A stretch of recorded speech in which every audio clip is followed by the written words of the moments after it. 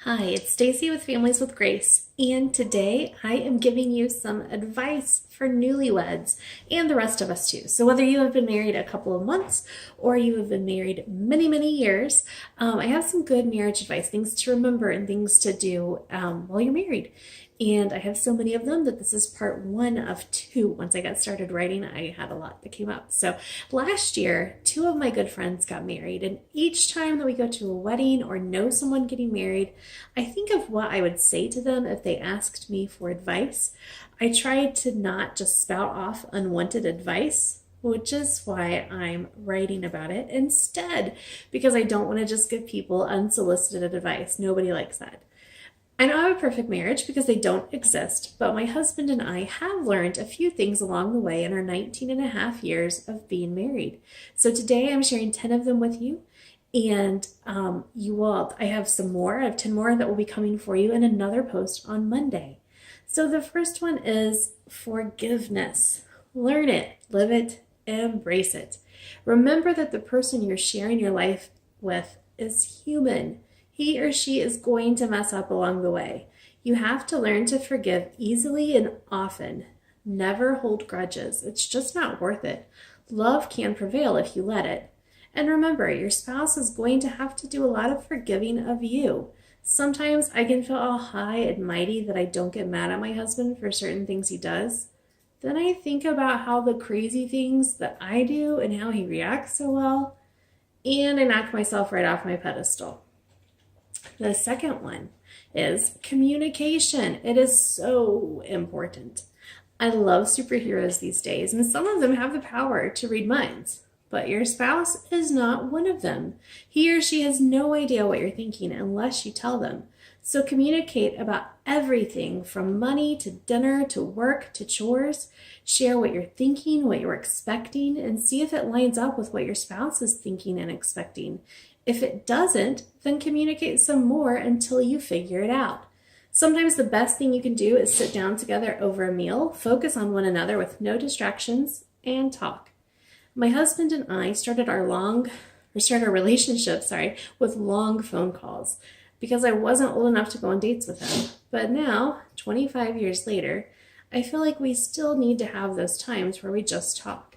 So if you find yourself missing chances to connect, make them happen. Planning is okay. In fact, sometimes it's the perfect solution in a really busy world. Number 3, never compare workloads. This was especially an issue for me after the birth of our first child, our daughter, back in 2009, which I recently shared in a post, How to Keep Your Relationship Strong with a Newborn. We were 10 years into being married when it really cropped up, but I had to deal with it. Sometimes you're going to do more than your spouse, and sometimes your spouse is going to do more. One of you may have to work longer hours at work. One of you may have to pick up some slack at home. One of you may do all the cooking. But as long as you're both contributing, let it go and don't keep score. Number 4, going along with number 3, is appreciate one another. Say thank you often and really mean it. My husband, one of the jobs that he tends to do is take out the trash. I try to thank him every time he does that. It's kind of his job, so to speak, around our house, but it keeps me from having to do it. And I know my husband doesn't enjoy taking out the trash. He just does it because it has to be done. Just like he thanks me for making dinner sometimes. Everyone wants to be appreciated for what they do, no matter how small. Saying a sincere thank you goes a really long way. Number 5, learn to enjoy or at least respect the things your spouse enjoys. My husband has been a gamer since before I knew him. He loves role-playing games, tabletop games, and video games. He can spend hours playing games. I learned early on to let it go and let him enjoy his gaming time, as long as we still got plenty of couple time and everything else that needed done was getting done. We had our fair share of discussions on what that would look like. We set up some parameters, especially in our newlywed days, like we designated one evening a week for him to get together and game with his friends. I realized, instead of resenting that one evening, that I could enjoy it and do whatever I wanted to do. And then along the way, throughout the years, I started asking questions about what he was doing. If it was something important to him, which it was, then I wanted to hear about it. I slowly developed an interest in gaming too. And now it's a hobby that we can enjoy together. So I sincerely wish we had the time and gamer buddies around to get back into gaming once a week like we used to do. Our relationship has evolved and it's better because of it. And I actually have developed a new interest in something that we can do together, which is really nice. Number 6, don't forget who you are. While it's important to do things as a couple, you still have to remember that you're individuals. On our wedding day, in my dad's speech to us, he said, remember that you are Chris, who's my husband, and you are Stacy.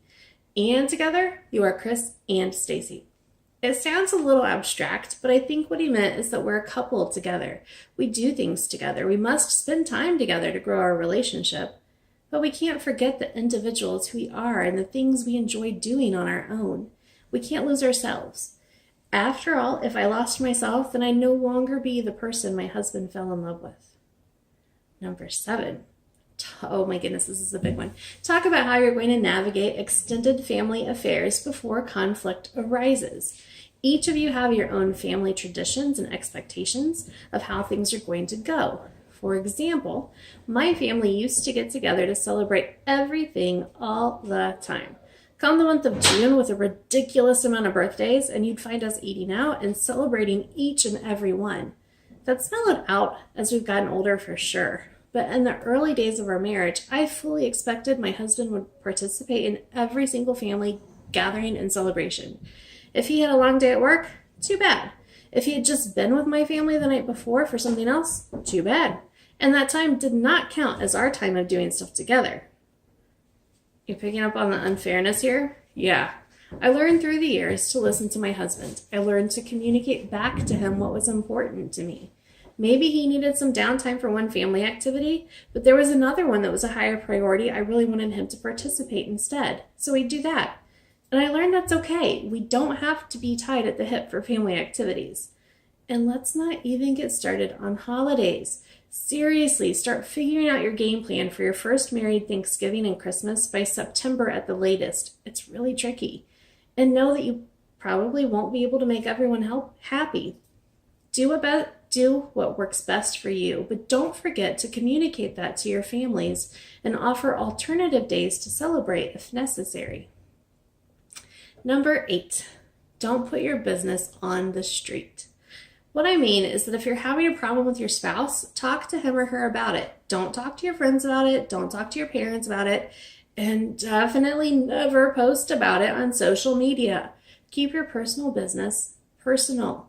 Your friends and family will remember all the negative things you said long after you and your spouse have let something go. Your relationship doesn't involve anyone besides your spouse and God. The only business you can share is positive affirmations. Go ahead and brag about your spouse to others sometimes. You get bonus points for bragging on them when they're around. My husband and I are a mushy-gushy couple, but I do like when chances arise that I can point out his good qualities or things I appreciate about him, which leads us to number 9. Be each other's biggest cheerleaders. The world can be a cruel and harsh place filled with lots of naysayers and people who are thrilled to knock you down a notch. Your spouse is the person who should build you up the most. Take time to listen, support, and encourage one another. Celebrate good news together. The first person I want to call or talk with when I have good news is my husband. I know he'll be happy for me.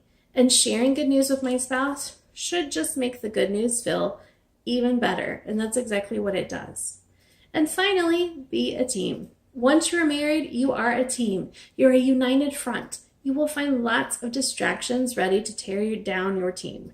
You will find people who will try to get you to talk negatively about your spouse and complain about your marriage. Don't fall into those traps. Avoid them like the plague.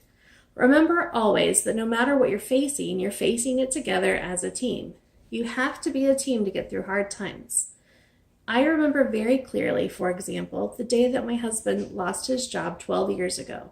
We sat together on the floor in my home office and just sort of held each other up. We faced that challenge and so many others before and since then as a team. Don't place blame when there's none to be placed. Support one another and move through life as a united front. My husband and I have often sincerely said to each other, I'd rather go through hard times with you than good times without you. Being a team being together makes any hard situation so much easier to bear. And when times are good again, your relationship will be stronger for having survived the hardship. That's it for today. Check back Monday for part 2 of our tips for newlyweds and the rest of us also. You won't want to miss it. Thanks.